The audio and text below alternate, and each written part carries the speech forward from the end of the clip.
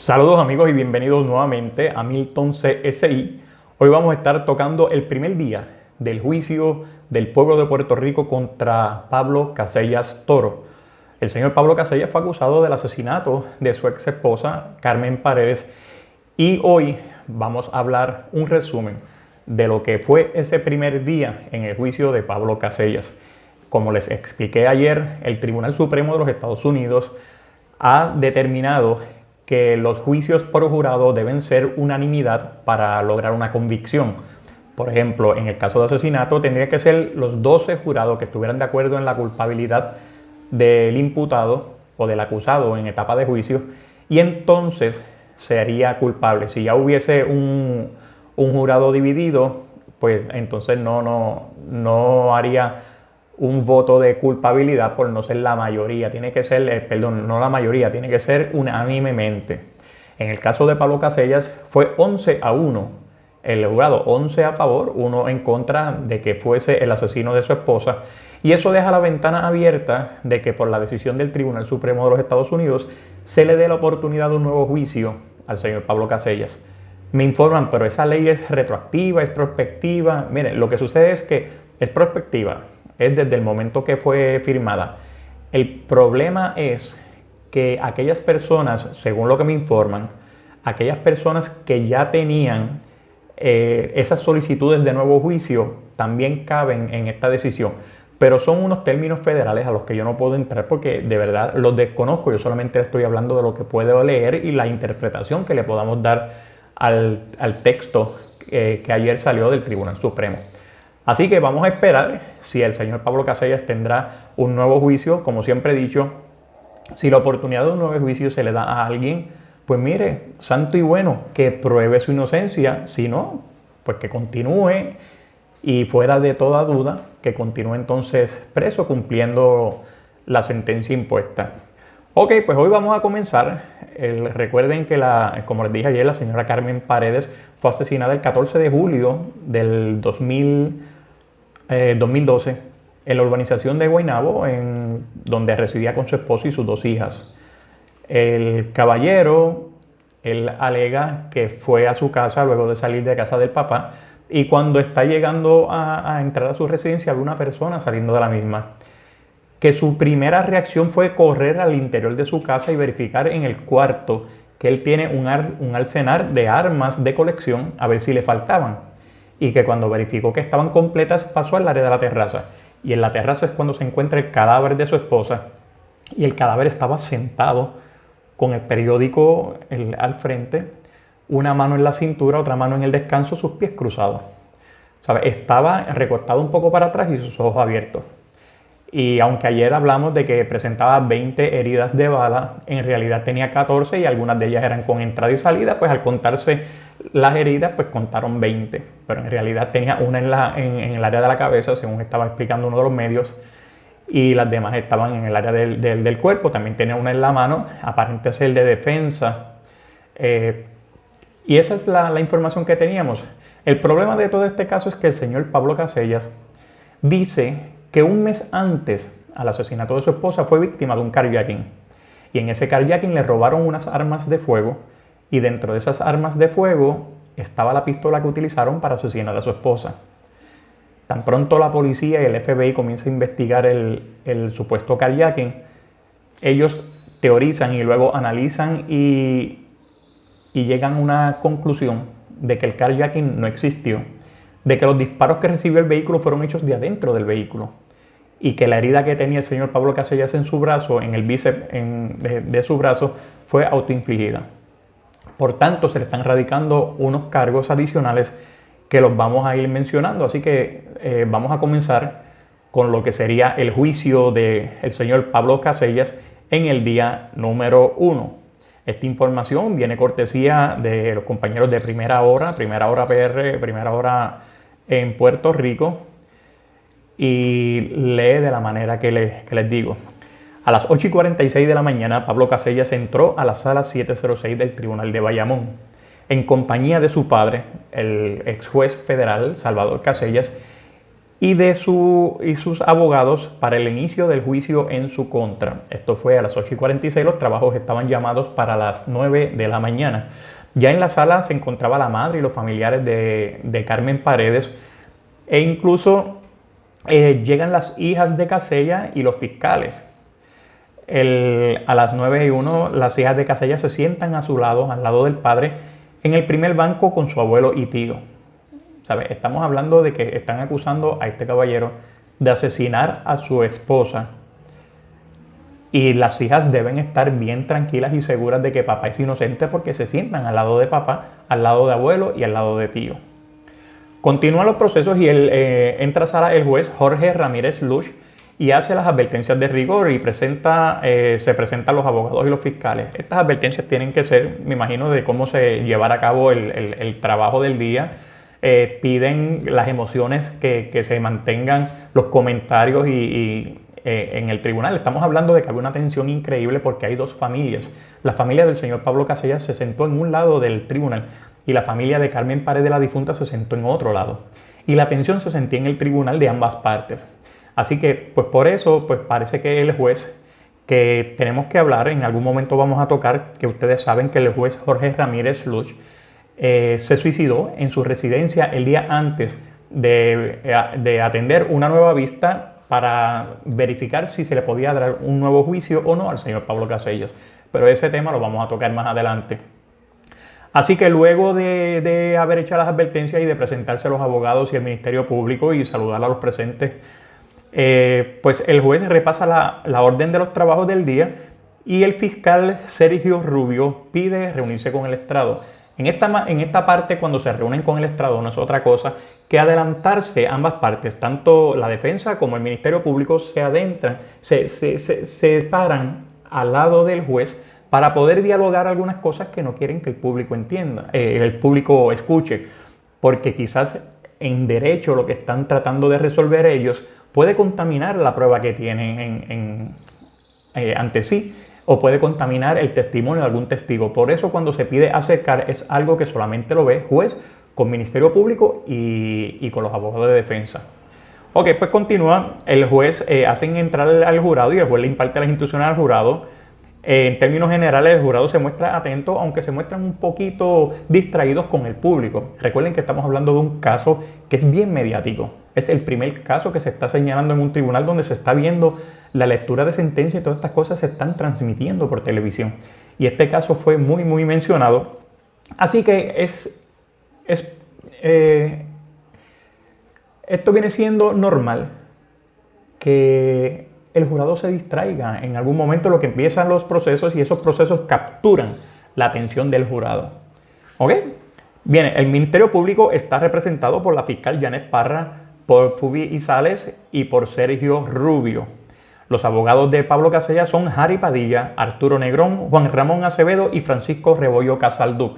Tiene 4 abogados con vasta experiencia y con una reputación intachable dentro de los tribunales, con casos ganados y casos peleados importantes.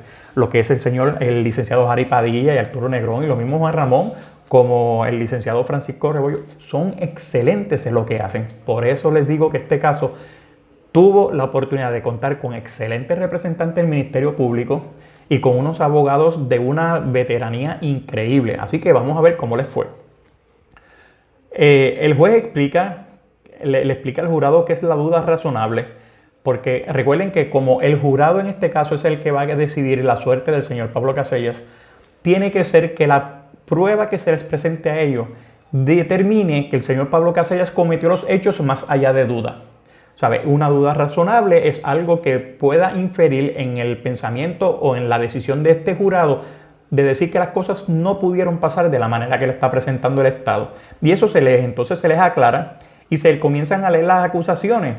Comienzan con la violación al artículo 106 del Código Penal, que es el artículo de asesinato, el asesinato en primer grado contra la señora Carmen Paredes. Luego le están hablando del artículo 291 del Código Penal, de la destrucción de evidencia, y del artículo 515 de la Ley de Armas de Fuego de Puerto Rico, que es dispararle apuntar y disparar un arma de fuego. Son los 3 cargos que tiene el señor Pablo Casellas. De ellos, los cargos graves son los que va a decidir el jurado sobre el asesinato y la ley de armas. El otro, el de destrucción de la prueba, como es menos grave, eso lo determinará entonces el juez, porque para casos de delitos menos graves no se utiliza jurado. Ok, el juez le da instrucciones al jurado de no buscar información relacionada al caso en la prensa, ni estar pendiente a redes sociales, ni nada que pudiera contaminar su juicio a través de este caso, porque ellos tienen que concentrarse en la prueba que se les demuestre a ellos, porque recuerden que es solamente la prueba que se lleve al tribunal la que ellos utilizarán para tomar a juicio si el señor Pablo Casellas en efecto fue el asesino de su esposa o no, o es culpable del asesinato de su esposa, destrucción de evidencia, más apuntar y disparar con un arma de fuego, según el artículo 5.15 de la ley de armas. ¿Qué sucede? Estos casos mediáticos, para bien o para mal, tienden a poner a las personas en una perspectiva donde ya llevan una mente hecha cuando llegan. Les puedo dar un ejemplo. El asesinato del niño Lorenzo. Pueblo de Puerto Rico completo tiene su mente hecha. No quiere decir que se equivoquen, es que ya está hecha. Ya por más prueba que traten exculpatoria contra algunas personas en el tribunal, el pueblo no las va a entender así. Podemos hablar del caso de Edisamir Rodríguez. Edisamir fue culpable desde antes de llegar a su juicio, que incluso se proyectó una película, se pasó una película en un canal internacional, donde decían que él era el asesino de su esposa. Estamos hablando del caso de Roberto Quiñones. Roberto Quiñones es el asesino convicto de su expareja, la bailarina Yexeira, que era bailarina de reggaetón de algunos artistas. Y él fue la persona, ¿sabes? Ya cuando llegaron allí, y ese caso no fue tan mediático, ya la gente tenía la mente hecha. Pero él se fue por derecho, él no se fue por un juicio por jurado. Pero lo que le quiero decir es que tengan en cuenta que estos casos mediáticos son así. Ya nosotros vamos con una mente prácticamente prehecha de lo que leemos.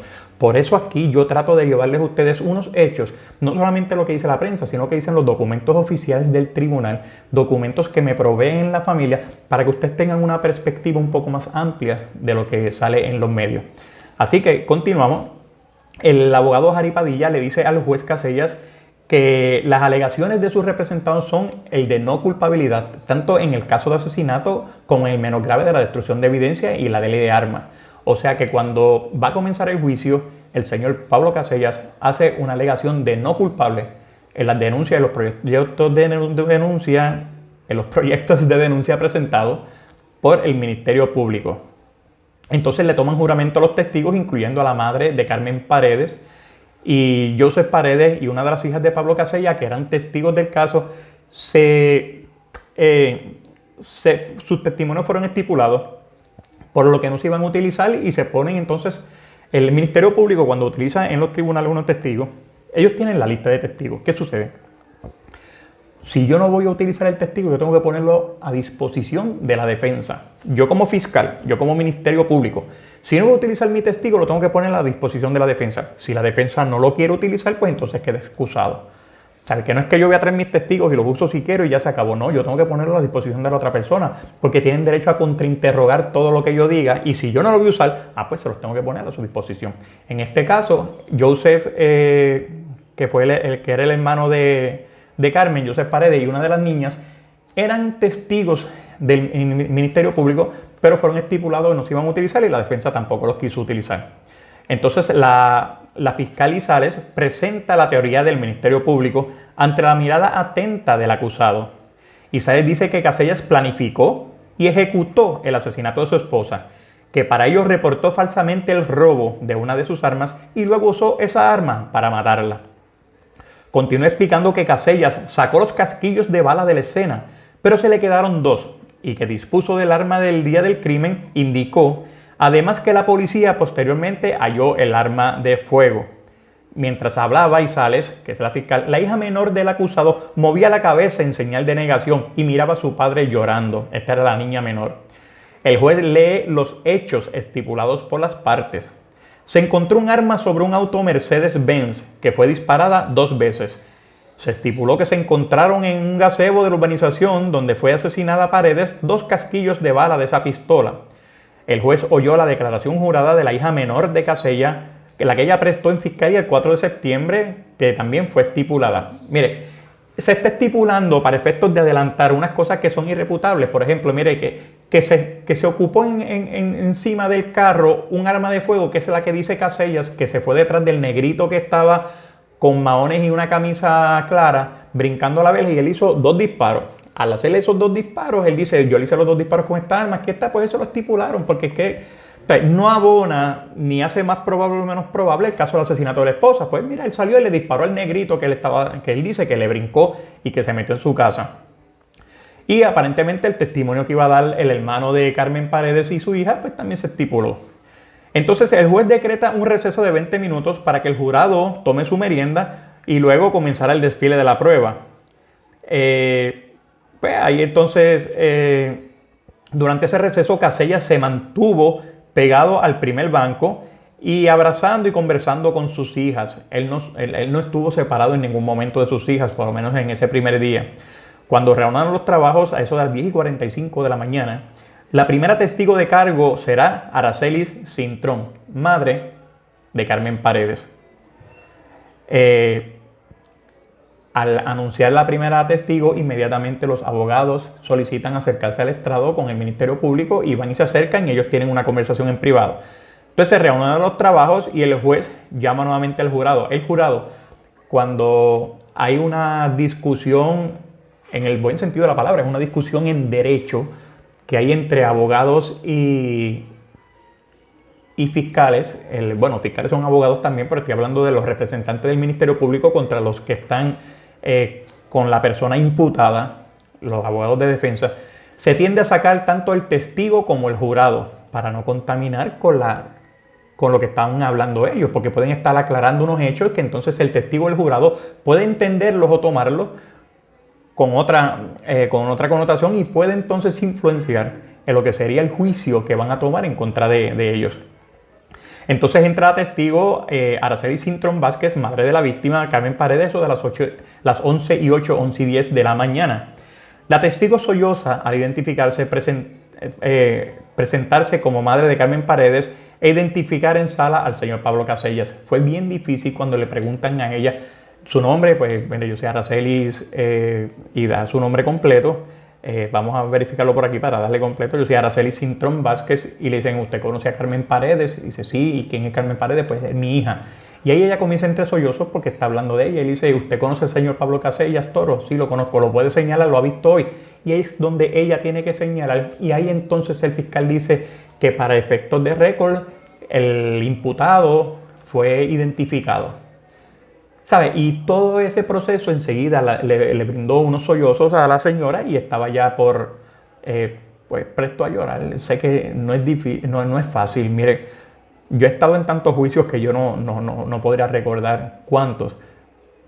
Y en los 36 años que llevo trabajando las investigaciones, desde que comencé en el año 86, por ahí, 87, desde esos 33, 34 años que llevo, al día de hoy yo voy al tribunal y todavía siento la presión de que estoy declarando bajo juramento, de que me van a estar contrainterrogando, de que me van a estar haciendo preguntas tratando de hacerme quedar mal y tratando de hacer ver quizás que lo que yo digo no es lo correcto. ¿Sabes? Todavía eso causa ese efecto en mí. Imagínense cuando tienen que sentarla a preguntarle si usted es la madre de una persona que ya asesinaron y usted sabe que está al frente de usted la persona encausada por este asesinato y que le preguntan si usted lo conoce y le piden que lo señalen en la sala. Pues eso tiene que ser difícil. Ok, pues entonces la testigo dice que a finales de junio del 2012, Carmen se quedó en su casa una noche a dormir tras discutir con Pablo. Oye, pero ¿ustedes no recuerdan ayer cuando Pablo decía que en mi casa no habían discusiones, que nadie levantaba la voz, que se hablaba de una voz baja, tonos bajos, que no se faltaba el respeto, que eran una familia de paz? Sin embargo, ya tenemos a la joven, a Carmen Paredes, durmiendo en la casa de su mamá a finales de junio por discusiones entre ellos. La madre de Carmen Paredes dice que el 6 de julio del 2012, su yerno y acusado Pablo Casellas la llamó para decirle que Carmen se quería divorciar. Vamos a aguantar. El señor Pablo Casellas siempre alegó de que su matrimonio era el matrimonio perfecto. Vivían en una vida sin sin ningún tipo de restricciones, vivían en una vida sin necesidades prácticamente, vivían una vida bien, tenían buenos trabajos, tenían unas hijas buenísimas. Nadie gritaba, nadie hablaba de esta forma, todo era paz y amor dentro de su residencia. Pero sin embargo ya tenemos el tercer testigo, los dos que utilizamos ayer, que fue la persona que trabaja en la agencia de seguros, donde dice que Pablo se enojó con ella y puso un revólver encima del escritorio pidiéndole y exigiéndole que ella lo ayudara porque él era hijo de un juez federal. Luego tenemos a un caballero que vende sistemas de alarma, donde en la residencia de Pablo Casellas él le saca y le apunta con un arma de fuego. Y la esposa dice, chico, deja eso, vente para acá, olvídate de esas cosas. O era de paz. O el señor Pablo Casellas se arrastraba con una conducta agresiva hacia todos. Vamos a continuar leyendo.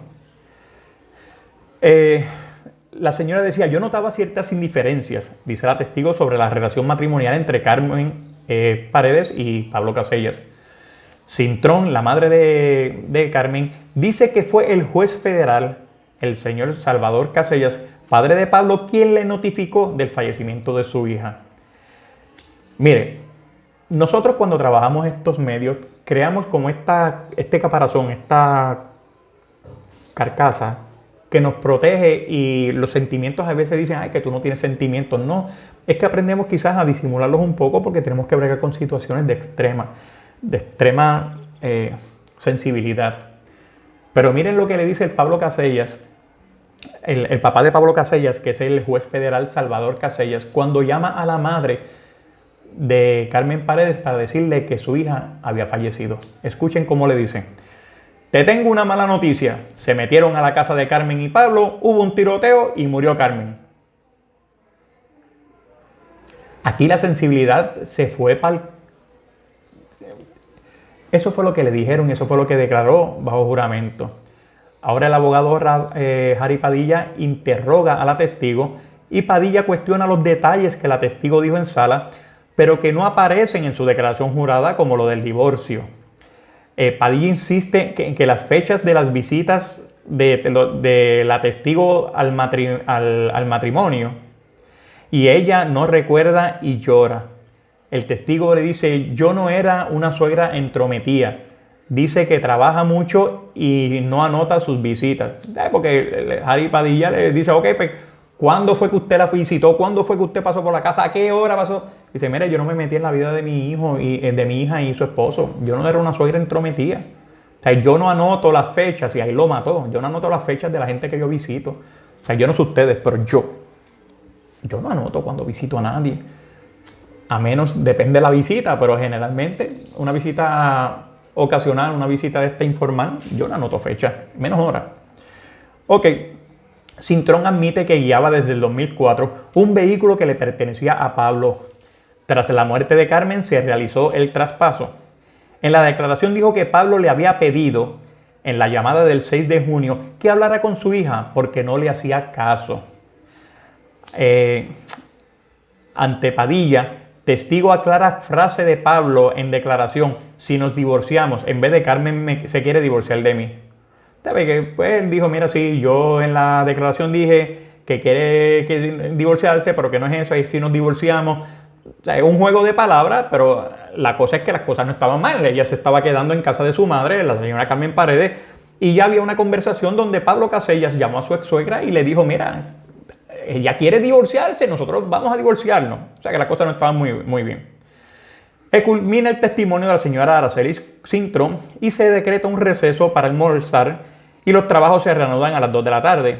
Ya anudados los trabajos a las 2:14 de la tarde, las partes hablan en el estrado antes de llamar al segundo testigo del día. Vuelven a las reuniones al estrado. Igual que por la mañana, la sala 706 del Tribunal de Bayamón estaba llena. Familia de Casellas a la izquierda y de Paredes a la derecha. ¿Recuerdan lo que les dije de la tensión que se vivía? Ok, cuando usted entraba, el área izquierda era para la familia del arrestado, el área derecha para la víctima. Debe ser triste. Una familia que convivió por tantos años juntos y ahora separados por el dolor de una de las partes. Aquí aquí las personas que están sufriendo en realidad esto son las niñas, como pasó con el caso Lorenzo.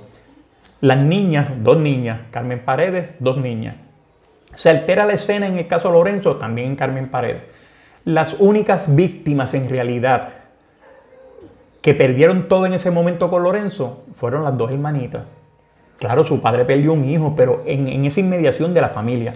Y acá con Carmen Paredes, sus dos hijas. En el caso de Lorenzo, había una abuela con poder político, una matriarca, una señora bien puesta, con influencias dentro del partido de poder en aquel momento. Decían que el partido PNP. El señor Pablo Casellas, abuelo de las niñas, ex juez federal en las filas del Partido Popular. ¿Sabe? Estamos hablando de un caso con tantas similitudes que en algún momento vamos a analizarlos juntos para poderlo hacer como he hecho en canales de televisión. Lo hice una vez en el Canal 4 y en el Canal 11, analizar ambos casos para ver la similitud entre ellos. Ok, llaman al segundo testigo, que es Ricardo Antonio Saldarriaga. Saldarriaga fue compañero de trabajo y subalterno de Carmen Paredes en Assurance Solutions, trabajaba en unas compañías de seguro.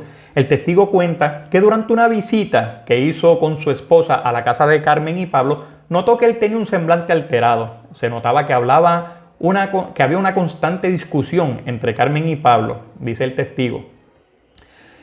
Se notaba que había fricción entre ellos, esa es la palabra que utiliza el testigo.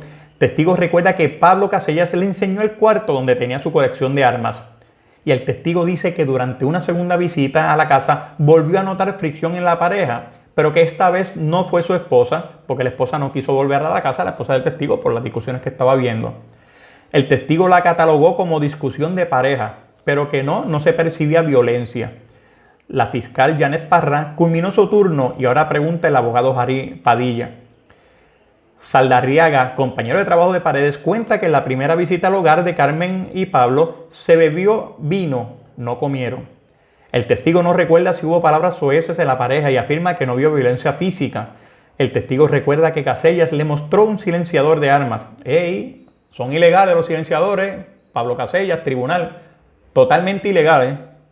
El testigo no recuerda sobre qué tema discutía la pareja. El testigo declara que en su segunda visita a la casa tampoco vio manifestaciones violentas. Dice que discutían, pero que no sabe de qué tema. Dos de las personas del jurado tienen somnolencia. A varios más se les nota el cansancio. Y es triste porque si tú tienes un jurado cansado, con sueño, no prestan atención, el caso perjudica para un lado como para el otro. La balanza se puede ir. Saldarriaga afirma que no vio a la pareja usar sustancias controladas, solo bebieron vino. El acusado Pablo Casellas se ha mantenido atento al proceso, mira al testigo y está pendiente a sus abogados. Termina el contrainterrogatorio del abogado y vuelven la fiscal y Sales.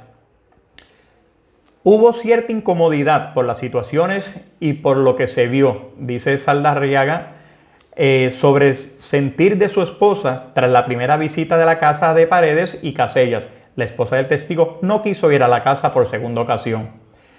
Lo que no parecía normal eran las frecuentes discusiones entre ambos, dice el testigo, y termina el testimonio de Ricardo Saldarriaga, decretan receso para que el jurado tome su merienda. Ellos regresan a las 4:15 de la tarde y entra de nuevo el jurado. Ahora va el testimonio del tercer testigo de cargo, que es la señora María Calderón Maldonado. La testigo trabajaba con Carmen Paredes en Assurance Solutions y dice que tenían una muy buena amistad. La testigo dice haber recibido varias llamadas telefónicas de Pablo pidiéndole la forma W2 y ella la gestionó. La testigo dice que en esa llamada y en otra posterior escuchaba a Casellas con la lengua pesada, como si hubiera consumido alcohol. No sé ustedes si recuerdan, pero se hablaba mucho de que el señor Pablo Casellas aparente y alegadamente tiene un problema bien marcado del uso de bebidas embriagantes. Aparentemente ese era uno de los traumas que tenía el señor Casellas, aparte de que se comentó, que les voy a conseguir la información correcta, pero se comentó que también usaba sustancias controladas. Ok, dice la testigo que a finales de junio le sugirió a Carmen Paredes buscar ayuda legal porque sabía que estaba separada y había dos menores. Ante objeción de la defensa, el juez le dice al jurado que esa expresión es inadmisible por ser prueba de referencia. Ante objeción de la defensa, en una conversación con Pablo, este le dijo que Carmen no le hacía caso. Esto dice la testigo. A preguntas del abogado Jari Padilla, testigo precisa que las dos conversaciones con Pablo se limitaron a